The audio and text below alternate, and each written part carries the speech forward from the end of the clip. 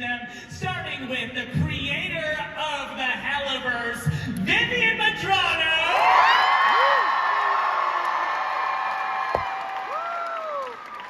Next up, we're just going down the list here. Next up, the voice of Nifty, Kimiko Glenn.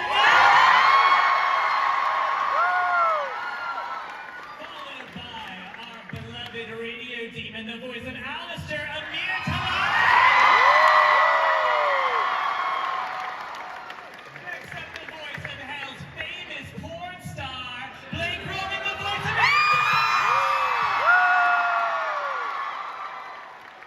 Next up, somebody he's very, very close to for all the wrong reasons, the voice of Valentino, Joel Perez.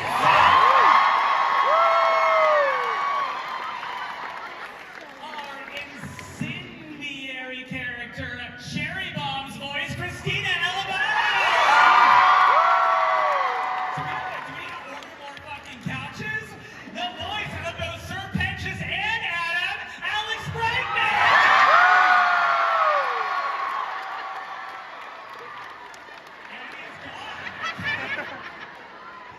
Our princess of hell, Erica Henningsen.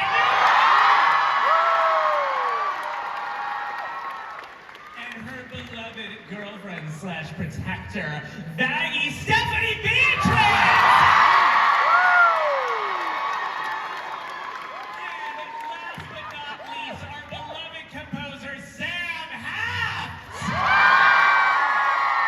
And that, I'm pretty sure, is everybody who's in the cast. Thank you all so much. Is there... What?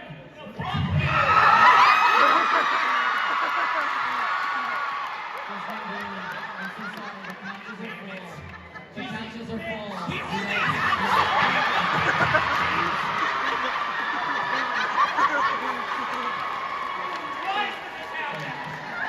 Listen, I told the fucking executives to know at Amazon to know I fucking tried, okay? I fucking tried. We locked his ass out. He's here now. Okay? Hi, just finish your fucking meatballs.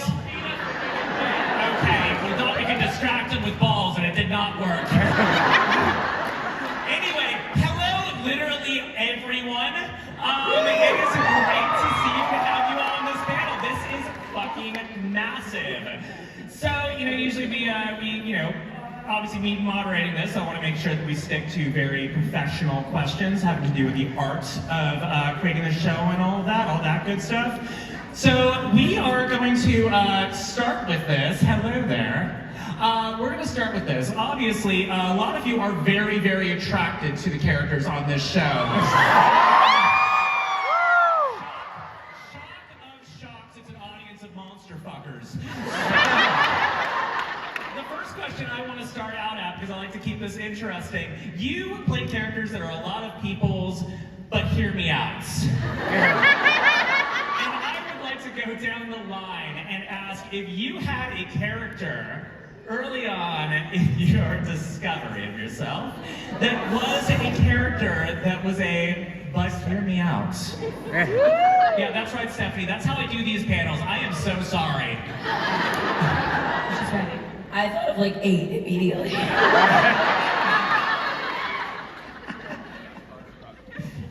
Sam, hear me out. Character.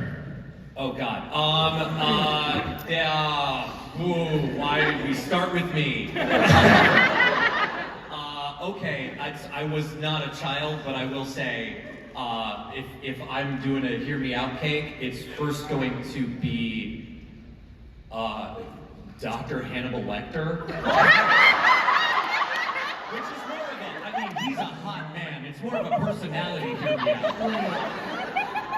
The cannibalism is not a deal breaker. Look, we like a guy that knows how to cook. There's some things involved there. I'm gonna go, hear me out, Jesus Christ. Hear me out. Hear me out. The man carries hell of a wood, you know what I'm saying? He carries a lot of wood. Hear me out. Hear me out.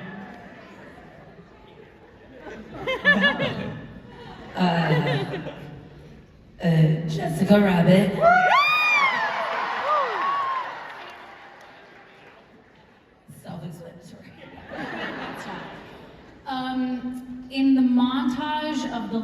King where Simba turns into teenage Simba? She stole my answer. Yes, that. You stole my Exactly. answer. Something about that. Really did it. Hear me out. Jafar and Jasmine. Red Jasmine. Red Jasmine. Red Jasmine. Oh, Red Jasmine. Red Jasmine for sure. Christina having a very specific awakening to the red jasmine outfits. I love yeah. Like he handcuffs her. Speak for me. Okay, hear me out.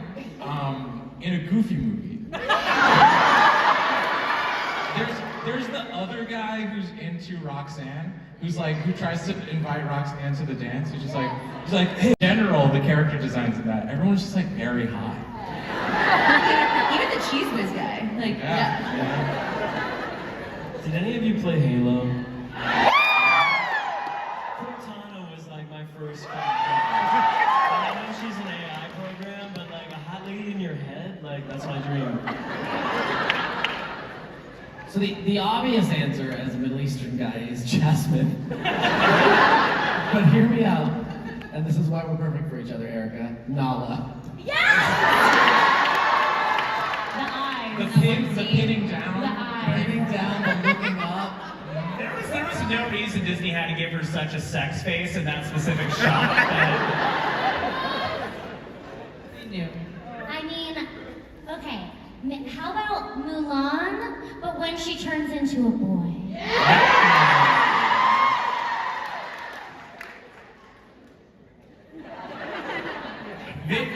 Yours is quite possibly going to be the most telling thing in the Helliverse.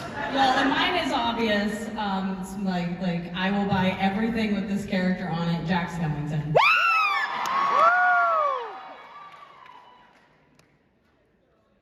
I'll give you, here. I got two in my fist. I've always wanted to do the guy who eats onions from Coral's line. Mr. B. You know it, because y'all want to do him too. The guy who does all those kind of positions.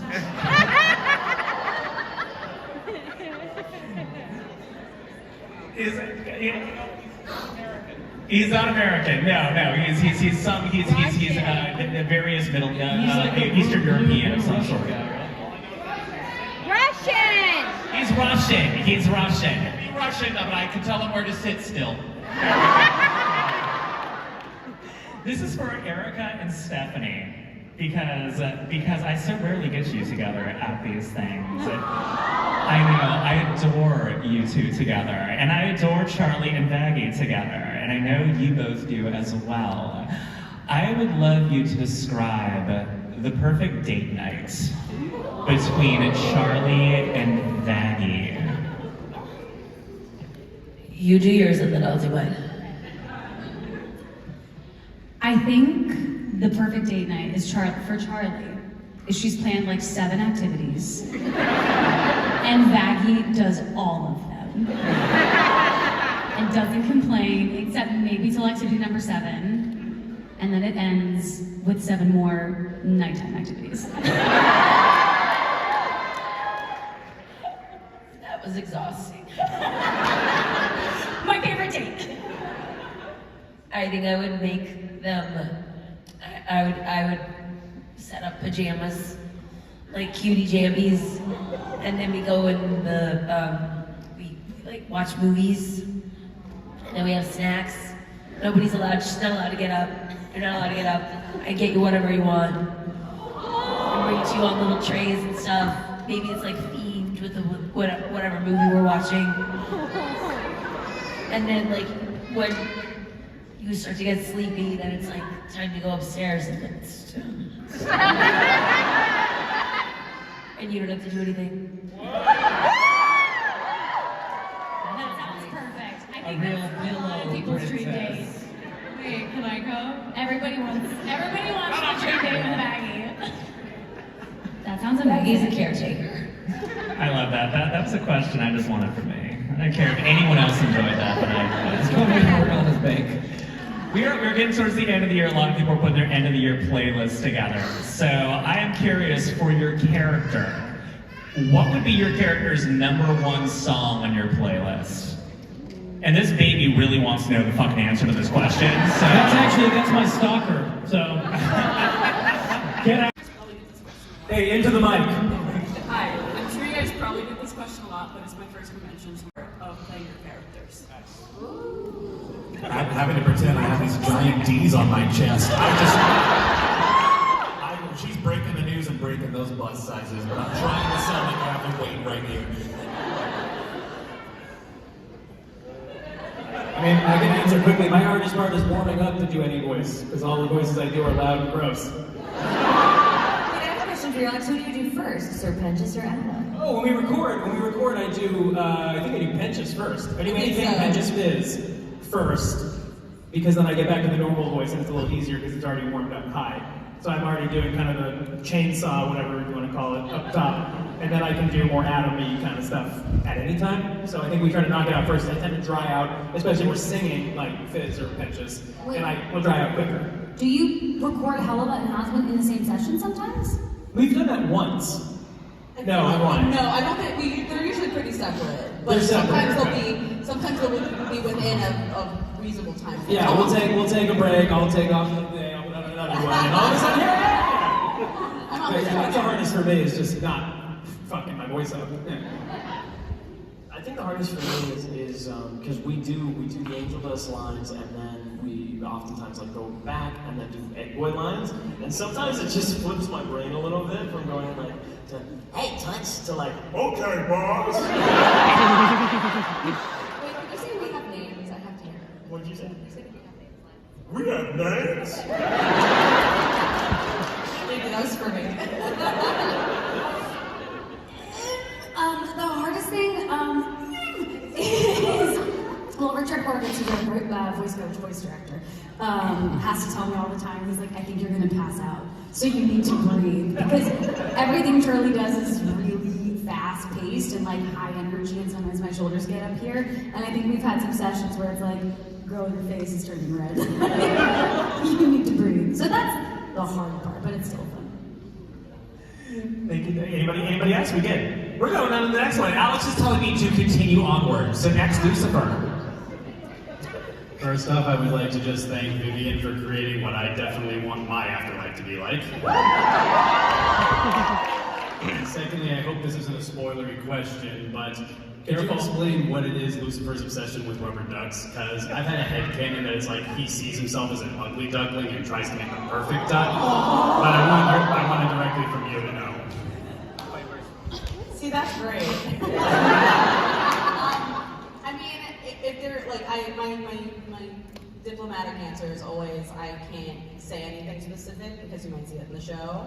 So I'm just gonna say that. But I will say that it's very cute. It was also partially for fun. Like it was partially we knew he had to be obsessed with something and fill his room with like creative fun like toys and trinkets and stuff. And one of my dear friend Sam Miller, who's the art director, was like, what if we just fill it with rubber ducks? And I was like, yes. That is yes. So, do you think that the sale of rubber ducks has gone through the roof since Hazbin Hotel? Yes. They must be like the rubber duck. We get that. One shows up on our tables. Yeah, I was You gonna say, getting a rubber duck and chucking it directly at a mirror. There's one vendor who sells like packages of like hundreds of tiny ducks who woke up one day like, what the fuck is happening?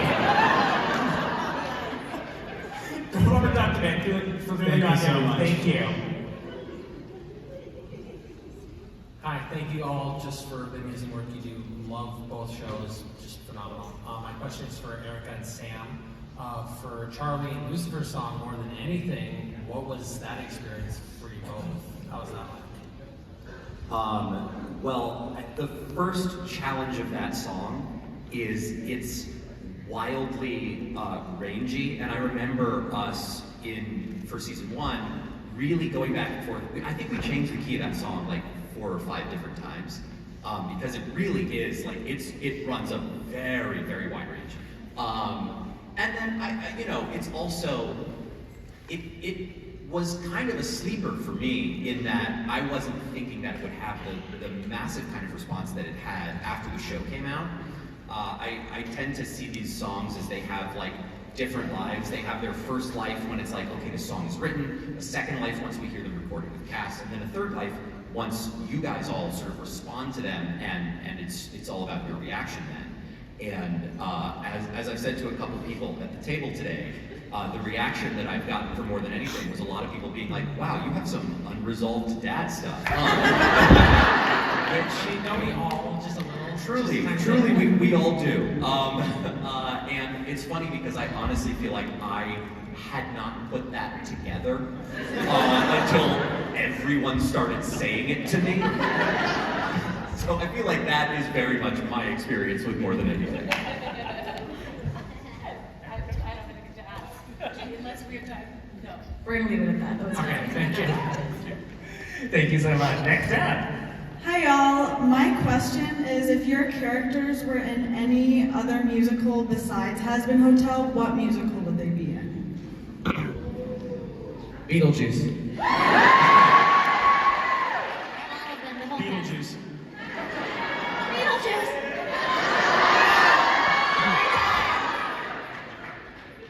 Mean Girls. Rock of Ages. I think Valentino's Norma Desmond in Sunset Boulevard would break the internet. It really would. We were all Beetlejuice at this table. Thank you so much, guys. Thank you. In your Hazbin characters, can each of y'all say the wonderful phrase, "This ass is mine"? Okay, we'll do it all at once on a count of 3. 3, 2, 1. This ass is mine. Thank you so much. Love y'all. Next up, fucking pervert.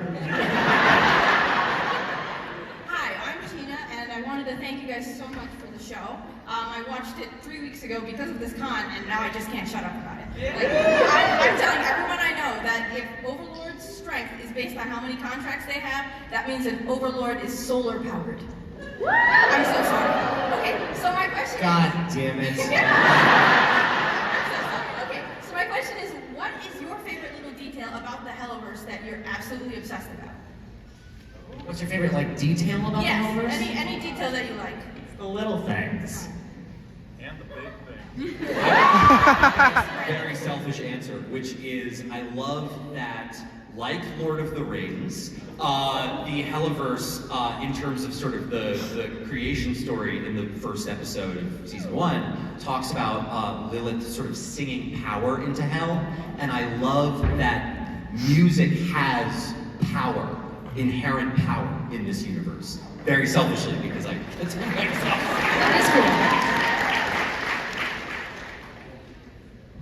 I like really a lot, like as far as the faceless, sort of the stuff where we're not seeing the face of Lilith. It's really exciting. I just think that's a really nice thing to do. I love that, like life, redemption is possible, but it's not exactly clear how it happens.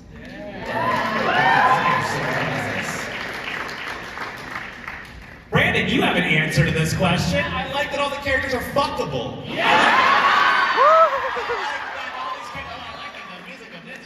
No, the characters all have holes and they all have a fucking porn of each of us. Someone's one of us getting fucked right now is what's going on.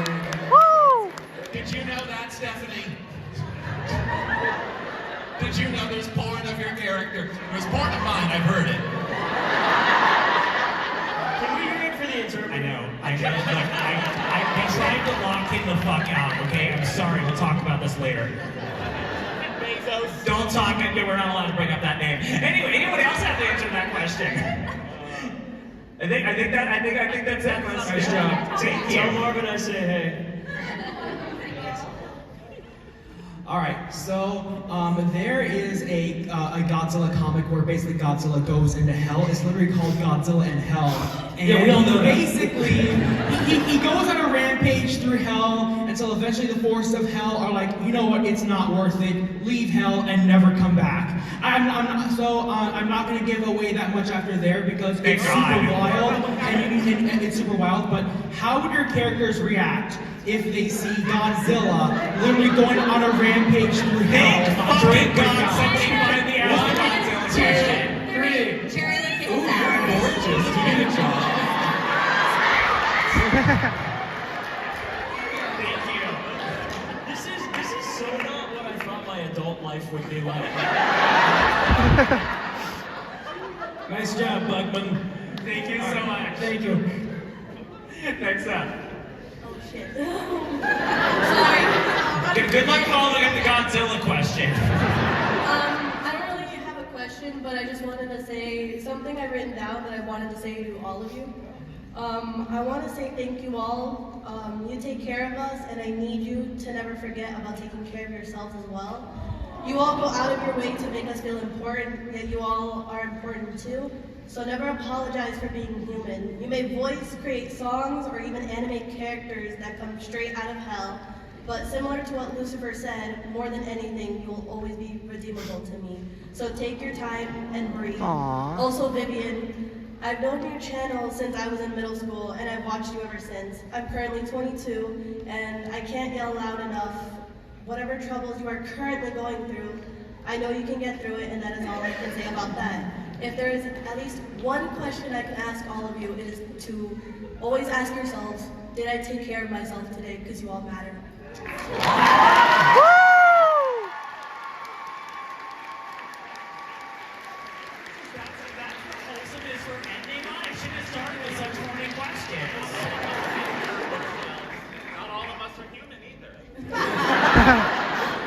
Thank you so much. That was very sweet. I appreciate that.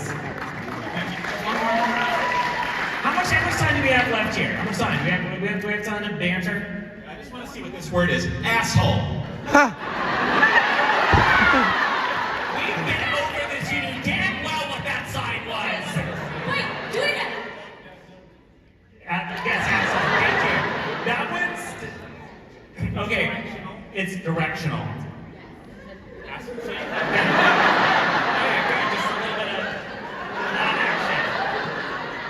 Good. Glad we got that out of the way. We have 1 minute left?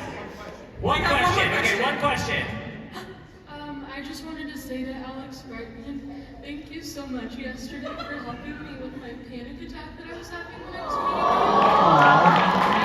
was You got it, Wheels. Joe, look at the wheels. Come forward. Yeah.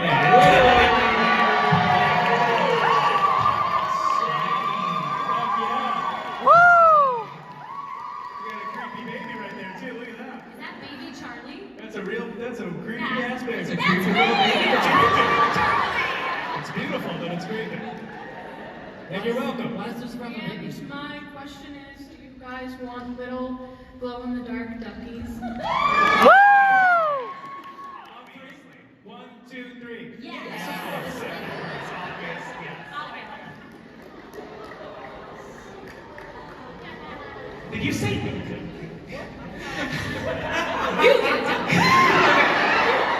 Okay, my last question for all of you. Look, we go fast and loose on these panels, and I think more so than any other fucking show that's out there that has to behave themselves. Have you felt more freedom being a part of the Helliverse, knowing that the only person who really had to disapprove of you is Viv, who has absolutely no shame? It's actually kind of a process for me because I don't know. Coming into this, I felt like I needed to be like very like prim and proper and like super like thoughtful about what I'm saying. But then I do a panel with Brandon, and I start to think maybe I don't need to be that way. Calls you out. Eat my ass. Come here, I'll show you where I can put this. Watch where you're fucking pointing that thing. Just tossing this hole all over the place. Yeah, anyone else find more freedom within this world than you expect to have in the industry? Yes, and I would say like the best thing, not just like being one of the voice actors on the show, but getting to come to cons is realizing the freedom that it allows you all to have as well, and the ability to be in a space. Hopefully this week, like you all got to come here this weekend knowing you're going to be in a safe space where you were accepted and loved, however you showed up, and that is like so affirming to me, and I hope the show does the same for you. Thank you all so much. Remember, as long as you're fucking applauding and watching the show, we get to do whatever the fuck we want on these things. Some of you smell incredible. Great emphasis on some. I think we're probably we're wrapping it up. We're wrapping it up right now. Thank you all so much. We have our news out on the floor.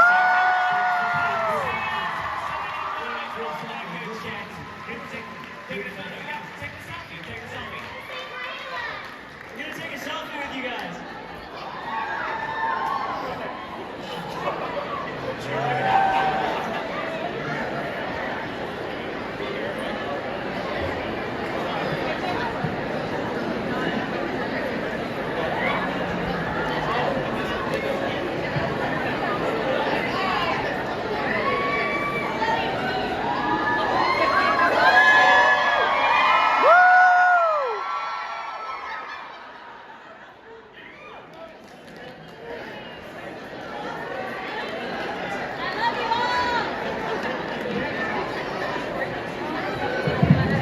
Twin City Con fans and attendees, thank you for joining us for the Hazbin Hotel Q&A.